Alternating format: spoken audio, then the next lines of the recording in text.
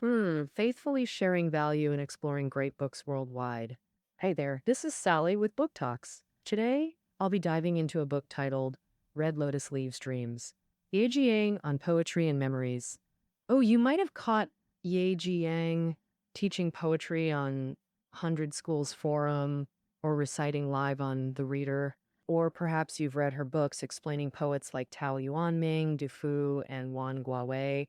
Well, maybe you haven't heard of this classical poetry guru, but hey, if you're into Chinese classical culture, you'll find Ye Jijing fascinating. Yu Jijing was born in 1924 in Beijing into a family steeped in learning. In 1945, she graduated from Fujian Catholic University in Beijing with a degree in Chinese literature. She later taught at National Taiwan University and was a visiting professor at Harvard, Michigan State, and Columbia in the US, plus a full professor at UBC in Canada. Back in 1990, she became a Fellow of the Royal Society of Canada. And get this, she's the only fellow ever in Canada focused on Chinese classical literature. Spring of 2016, she bagged the Lifetime Achievement Award for impacting Chinese worldwide. The citation said, "From exile to homecoming, from passing down to planting seeds, she's safeguarding classical poetry's essence for generations to come." She's tending to Chinese civilization globally, with deep roots stretching back ages, lighting the way through time, all woven into verse. All these accolades tie right into her lifelong mission to spread classical poetry far and wide. Her poetry research? Oh, she's prolific. Books like Jiaying Sea Poetry Essays, Wang Guowei and His Critiques, Reviews of Classical Chinese Poems, Modern Views on Chinese Sea, plus 24 volumes including Fresh Takes on Master Sea Poems and the Jiaying Collection. She brilliantly blends Western literary theory to unpack poetry, jet-setting globally to boost Chinese classical culture chats. Truly, Yeh Chia-ying has bridged the gap for Chinese classical poetry. As a bridge linking tradition with now East with West, she's an invaluable guide into the realm of classical verse. Now, for this lady so fired up about sharing classical poems, surprisingly few realize her life's been rocky. Yeh Chia-ying lost her mom young, then floated overseas post-wedding, bounced around, and in her middle years lost her daughter. Huge blows, like she put it in a poem. A lifetime of strife, a heart calm as water. Despite the grind, her zeal for classical verse never wavered. Writing, studying, and teaching soothed her soul and helped heaps of folks. She says poetry has this beauty of gentle virtue, meaning expressing feelings subtly and patiently under pressure, while still holding on to beliefs and achieving things. You could say Yeh Chia-ying embodied this gentle virtue in her life, using poems to shield herself from life's troubles, big and small. In the book Red Lotus Leaves Dreams, Yeh Chia-ying on Poetry and Memories, she looks back on her rocky life and bond with poetry. Oh, this book was published in 2013, dictated by Yeh Chia-ying and written by Zhang Huping from Nankai University's History Department, taking 10 years to publish. Yep, it took a full decade.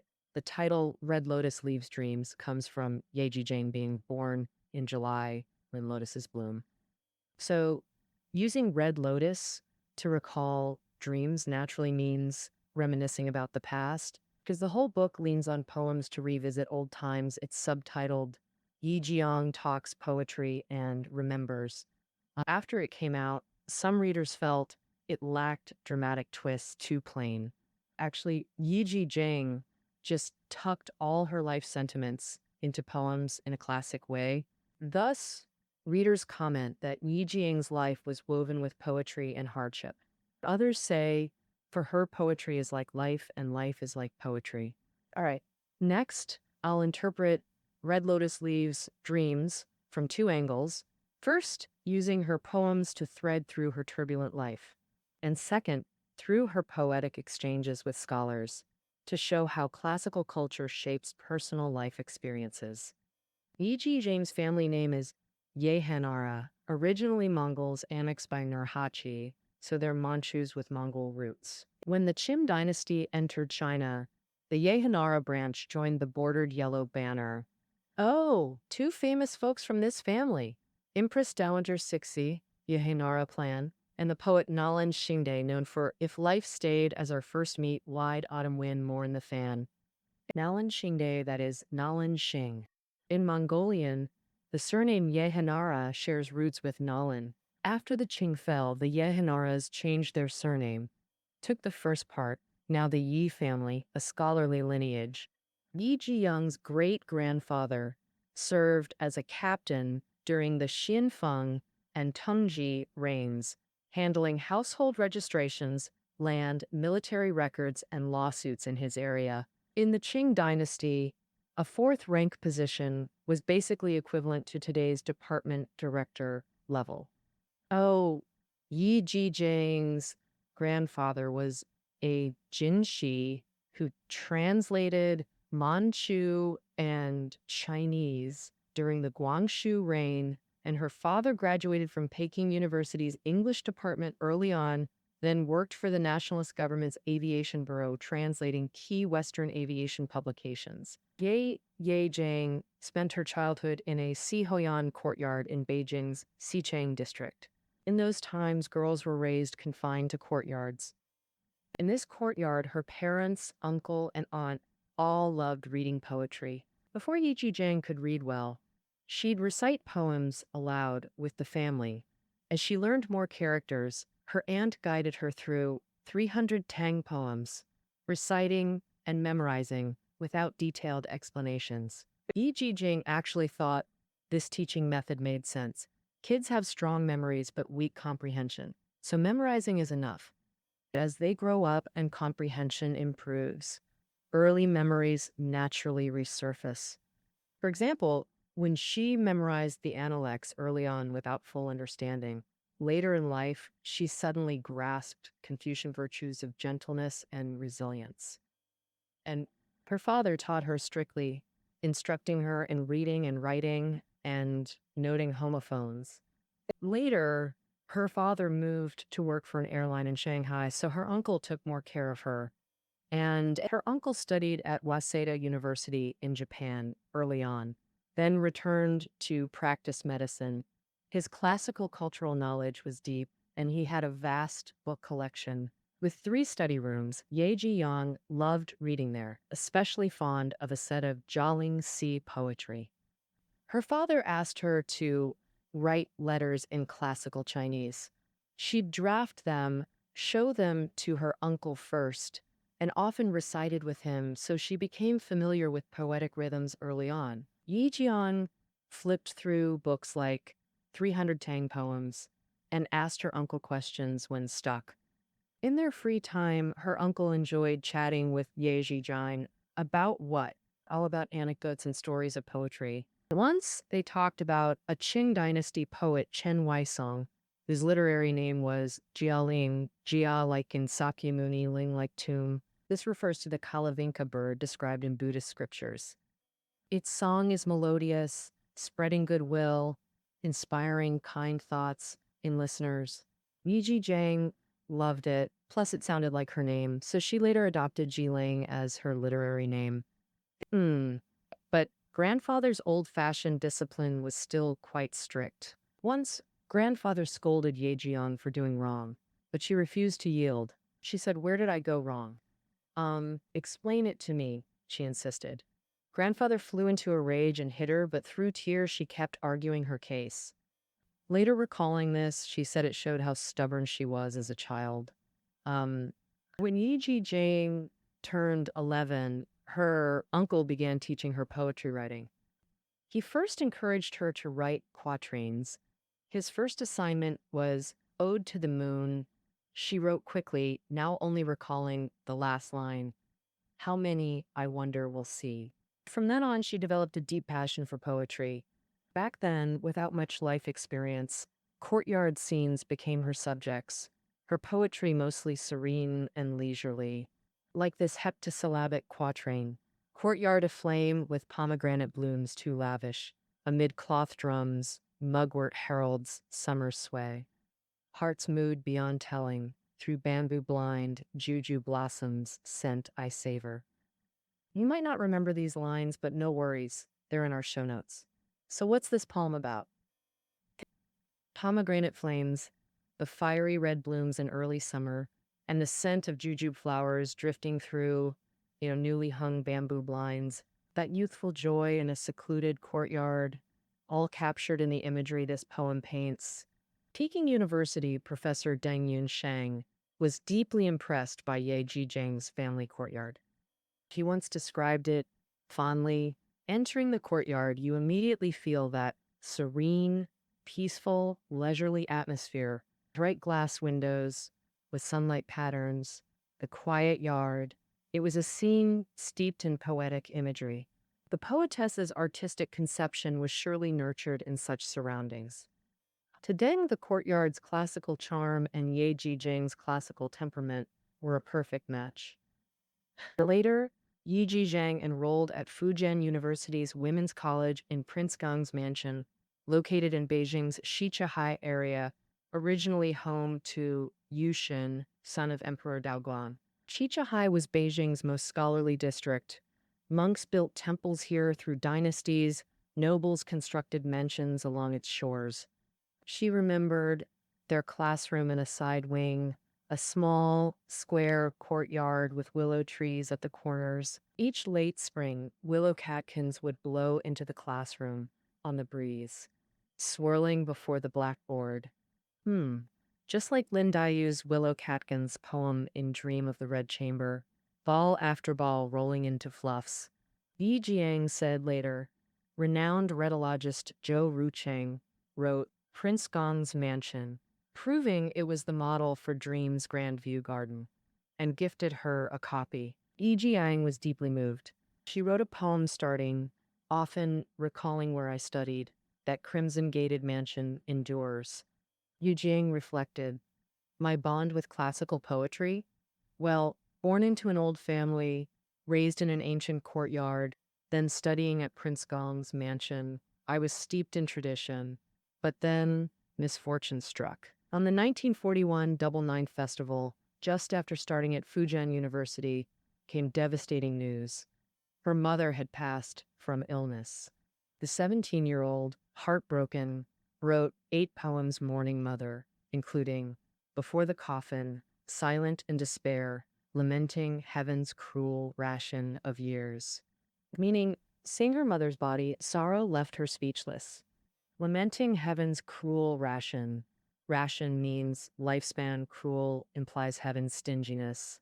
Essentially, heaven was unkind to take mother so soon. I'd trade my own years for hers.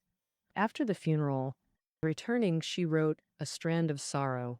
Most pitiful is the moon over graves, only illuminating human partings. At her mother's grave, only the cold moon witnessed their eternal separation. Losing her mother was the first major blow in Yeh Chia-ying's life. During this period, she poured her emotions into poetry. Read closely, and you'll feel them embedded in every line. At Fujian University, Yeh Chia-ying met her most influential mentor, Master Gu Sui. Gu Sui was an academic giant, a titan of Chinese studies, teacher even to Zhou Rucheng. Zhou Rucheng once said, Gu Sui was an exceptional master, a philosophical colossus. Naturally, Yeh Chia-ying learned immensely from him. She recalled, before lectures, Master Gu would often write lines on the blackboard, lines he'd thought up overnight or while walking, sometimes not even poetry. Like once, awaken yourself to awaken others. Establish yourself to establish others. Ferry yourself to ferry others. Ordinary folk know only self, not others. Know only objects, not self, all because they cannot extend their perspective. Studying poetry means learning to extend that perspective. It's not about lecturing people, but moving and transforming them. So Gu Sui didn't just inspire Yeh Chia-ying's poetry. He helped revise her work and sometimes wrote matching poems, which we'll come back to later. So during that period, Yeh Chia-ying produced tons of poetry. After graduating from Fujian University, Yeh Chia-ying started teaching at Beijing middle schools. She worked tirelessly, about 30 teaching hours weekly plus hours preparing after class.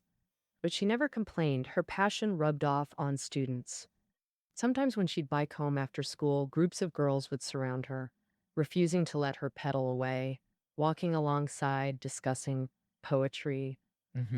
Today, she might have stayed in Beijing, a respected teacher with a smooth career. But marriage and history reshaped her path. In March 1948, Ji Jiaying went south to Shanghai to marry Zhao Zheng's son. Zhao worked for the Nationalist Navy then. They settled in Nanjing after marrying, but with nationalist forces retreating, by November, the Navy withdrew to Taiwan, so they sailed across. She remembers clearly, boat, then full-day train to Jiaying. It's a district north of Kaohsiung.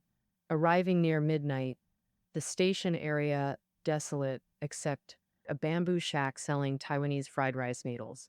Walking in, they saw walls crawling with geckos, the most geckos she'd ever seen in her life. For half a year in Taiwan, she had no books to read or teach. Next spring, during Taiwan's White Terror, Zhao Zhongsun was arrested as a political prisoner. Their home was raided, then Yeh Chia-ying too, their infant daughter wailing. After a confession letter, she was freed, but Zhao remained jailed. Homeless, she took the child to seek refuge. At Zhao Zhongson's sister's home, the Japanese-style house had just 2 tiny bedrooms. Sister and brother-in-law took one room, their mother and kids the other. So Yeh Chia-ying slept in the hallway with her baby. A narrow hallway meant no daytime rest. Only at night, after others slept, could she lay a mat to sleep. Mornings meant packing bedding before others woke. At noon, fearing the baby might disturb them, what to do? Yeh Chia-ying would wander outside with the child. It was July or August, sweltering heat, so she paced under a tree. Yeh Chia-ying called her Taiwan years the hardship period. Home shattered, husband gone, a woman alone with a child, dodging political persecution. She said, "I truly abandoned everything, just barely surviving."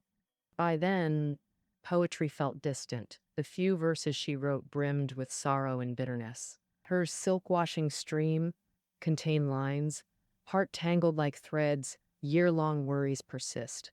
After exile, southern winds and mist. Early summer, last night's moon stirred, longing.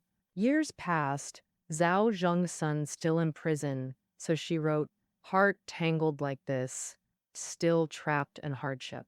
Only 27, yet worn body and soul, she felt middle-aged. Tense. Single quote, midlife worries after strife, last night's moon stirred longing, remembering old friends who'd never imagined her plight. But life's pains? She couldn't voice them to anyone. At her lips, only longing escaped. In 1954, Yeh Chia-ying joined National Taiwan University through recommendation. Soon added poetry classes at Fujian and Tamkang universities. 3 schools, 7 courses plus night classes. The grind left her frail, under 90 pounds. Asthma developed too. Yet despite exhaustion, her spirit felt fulfilled. But at home, gloom. Zhao Zheng's son was finally freed, but trauma filled him with rage. He'd often shout at her. She endured. In this bleak time, she studied Wang Guowei, reading, "Spare your songs, life's just so," she read, by chance glimpsing beyond the dust. Pitiful, we mortals in this sight. Life, fleeting, illusory, inescapable. This pessimistic loneliness mirrored her own, perhaps shared recognition of life's essence. In Wang Guowei's poetry, Yeh Chia-ying found an emotional outlet. Oh, back then, National Taiwan University had a teacher exchange with Michigan State. Yeh Chia-ying went to MSU and also got invited by Harvard's East Asian Studies chair James Hightower to lecture and research together. On Tao Yuanming, they later co-authored books like English translations of Tao Qian's poetry and studies in Chinese poetry. At Harvard, she'd camp out in the library researching Wang Guowei. 2 bread slices for breakfast, sandwiches for lunch and dinner, always the last to leave. Honestly, Yeh Chia-ying hadn't wanted to go to America. It was Zhao Zhongsun, desperate to flee Taiwan's political persecution shadows. By then, she had a second daughter, so the family of four headed to the U.S. After the one-year contract, Harvard wanted to keep her, but her visa expired. With a family to feed, she had no choice but to accept UBC's offer in Canada. She went alone first, hunting for housing daily, scavenging secondhand furniture and supplies. Only after setting things up did she bring over her husband, kids, and father, finally ending years of rootless drifting. It was during this time she finished her masterpiece, Wang Guowei and His Literary Criticism, a landmark in Wang Guowei studies and a definitive work in comparative poetics. Innovative scholarly approach, Yeh Chia-ying blended East-West methods and proposed her core theory. Xingfa Gandan, Xing, like in Fubi Xing, meaning poets spark associations from external triggers, channel them into verse, then deeply move readers. She believed poetry's aesthetic power lies in this stimulation and resonance. Great poets both feel it intensely and articulate it.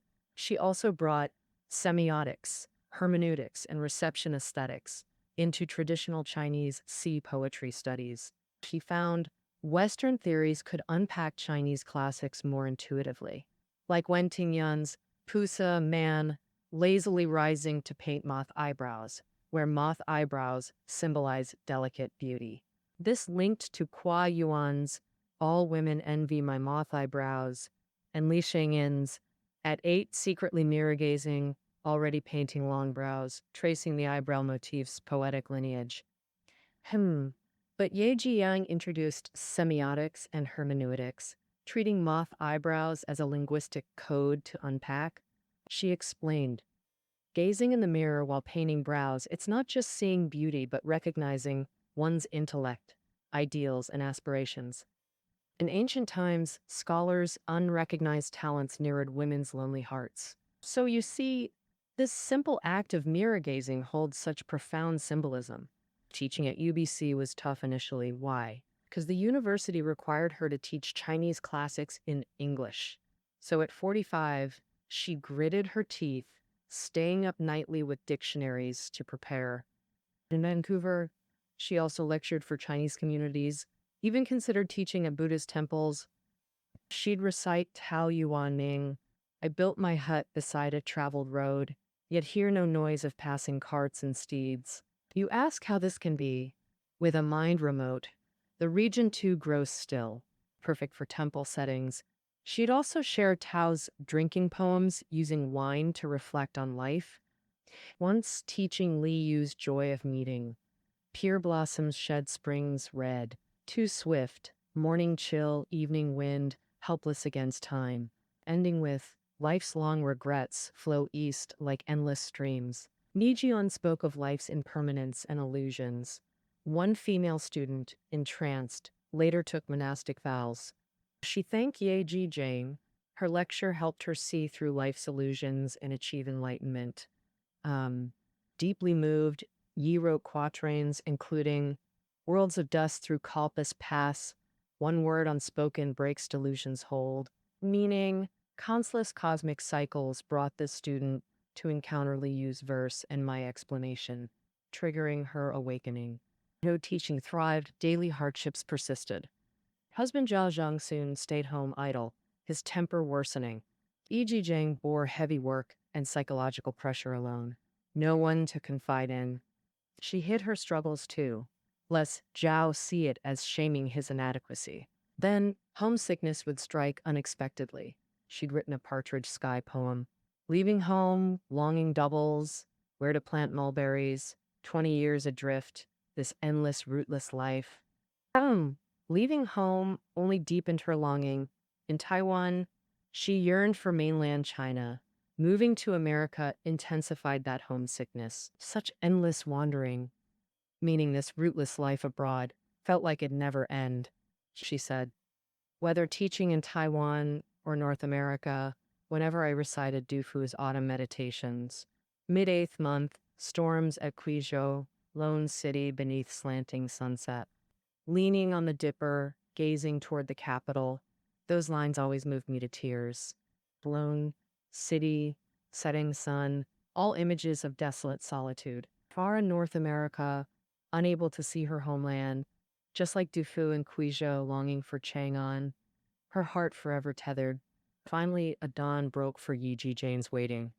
In 1970, Canada and China established diplomatic ties. She eagerly applied to return.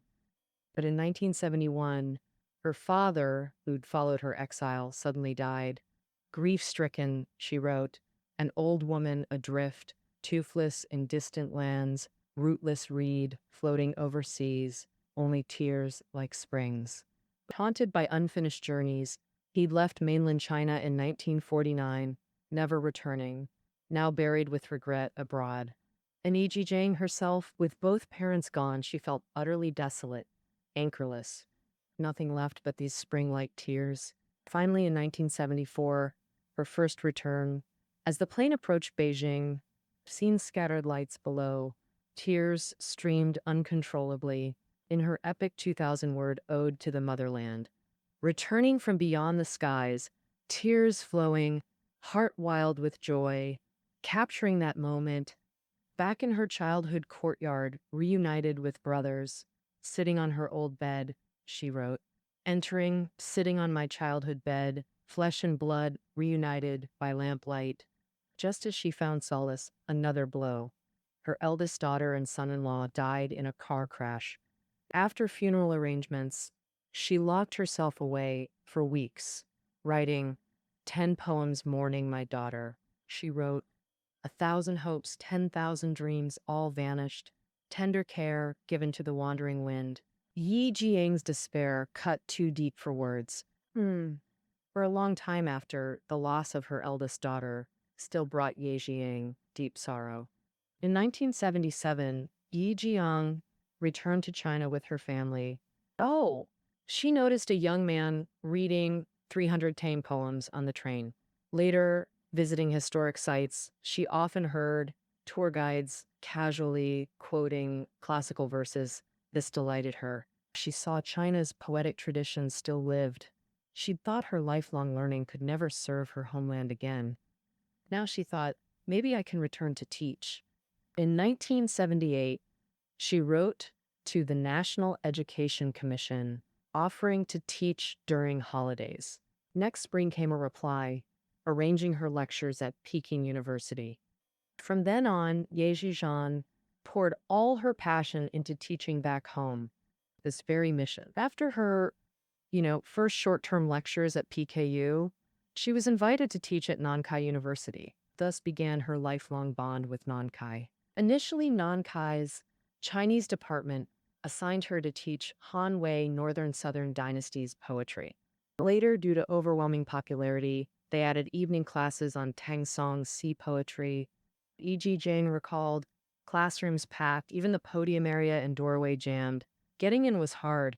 Chaos led the department to issue Thankurserd, no pass, no entry. But windowsills still overflowed with listeners, some sitting, some standing. Summer heat meant everyone sweated together in that crush. More remarkably, Department Chair Zhu Weiji attended every lecture personally. Zhu was a scholar versed in East and West, studied Christianity, translated Milton. His edited History of Foreign Literature became a collector's item for Chinese literati. At 74, he'd sit through lectures poised and alert, never weary. To teach longer at Nankai, Yeh Chia-ying requested sabbaticals from UBC. This allowed full semesters teaching at Nankai. In 1991, at Nankai's request, she founded the Institute of Comparative Literature. Later, entrepreneur Kai Zhangge, an avid attendee of her lectures, donated funds for a building, renaming it the Institute of Chinese Classical Culture. During this period, Yeh Chia-ying's teaching reached far and wide across China, from Peking University, Beijing Normal University, Nankai University, Tianjin University, to Nanjing University, Fudan University, even including Xinjiang University and more. For over 20 years, every time she returned from Canada to Nankai, she stayed for at least half a year. Yi Jiaying said, with deep emotion, How can a scholar serve the nation? Forgetting worldly distractions to cross muddy waters, meaning fulfilling her lifelong wish to repay the motherland by spreading classical poetry. Jiaying's patriotic passion was finally realized on the campus of Nankai University. The book, Red Lotus Leaves Dreams, isn't just about Yeh Chia-ying's personal journey and poetic memories. It's also a record of her exchanges with many renowned scholars. In these records, Yeh Chia-ying, as a classical culture researcher, captures their life's passion through poetry and shares these deep insights with readers. The book's most memorable part is her recollection of her mentor, Gu Sui. She said that sometimes in class, Gu Sui wouldn't even quote a single poem. On the surface, it was casual talk, but in truth, it was packed with enlightening wisdom. For example, when discussing Du Fu, he illustrated that some poets write like bonsai or larger like gardens, always showing artificial crafting. But Du Fu's poetry, with its vast, profound emotions and boundless atmosphere, embodies the true spirit of raw nature. That noble sentiment and great power in his work can't be matched by others. So Yeh Chia-ying said, ordinary teachers only teach book knowledge. But Gu Sui offered soul-stirring inspiration, and this felt deeply personal. For instance, Gu Sui told everyone that poetry's main role is to move people emotionally. Therefore, poets must first learn to extend their feelings to others or to the world around them. That means you need a sentimental, poetic heart and genuine care for humanity. Like in Du Fu's Flowers Near the Tall Tower wound the traveler's heart. Amidst countless woes, I climb here. It also means immersing in nature. Or take Dao Yuan Ming's Picking Chrysanthemums by the Eastern Fence. Leisurely, I glimpse the southern hills. Gao Sui often linked studying literature with learning life's way and composing poetry with character cultivation. Thus, he always advocated that rhetoric must be grounded in sincerity. He said that writers who overpolish lack true feelings. Such people often hold back effort and emotion in life too. Therefore, all students who learned from Gu Sui gained not only poetic inspiration but also growth in character and refinement. Yeh Chia-ying recalled that back then, Gu Sui often assigned writing exercises. One autumn during her sophomore year, after rain-cold Beijing inspired, Yeh Chia-ying wrote 5 miscellaneous late autumn poems and 1 heptasyllabic regulated verse to submit.